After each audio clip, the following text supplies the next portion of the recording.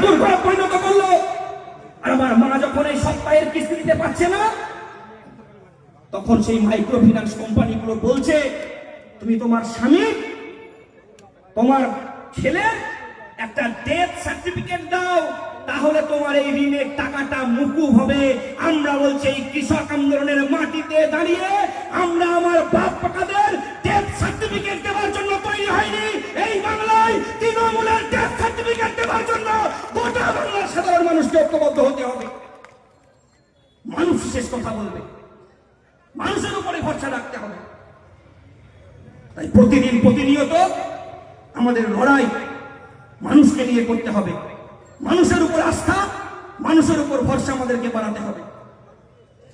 Comrade Birendrachandra Chattopadhyay একটা কবিতা বলেছিলেন যে একবার মাটির দিকে তাকাও, একবার মানুষের দিকে তাকাও। মাটি তো আগুনের মতন হবে যদি তুমি ফসল ফলাতে না জানো। যদি তুমি বৃষ্টি আনার মন্ত্র ভুলে যাও, তোমার স্বদেশ তাহলে মরুভূমি হবে। যে মানুষ গান গাইতে জানে না, যখন প্রলয় আসে সে বোবাহ অন্ধ হয়ে যায়। তুমি মাটির দিকে তাকাও, সে প্রতীক্ষা করছে। তুমি মানুষের হাত ধরো, সে কিছু বলতে চাই। আমরা মানুষের হাত ধরতে চাই। আজকের সমাবেশ থেকে এই হোক আমাদের শপথ। সকলকে অভিনন্দন জানিয়ে আমার কথা শেষ করছি। ইনকিলাব জিন্দাবাদ, ডিওয়াইএফআই জিন্দাবাদ।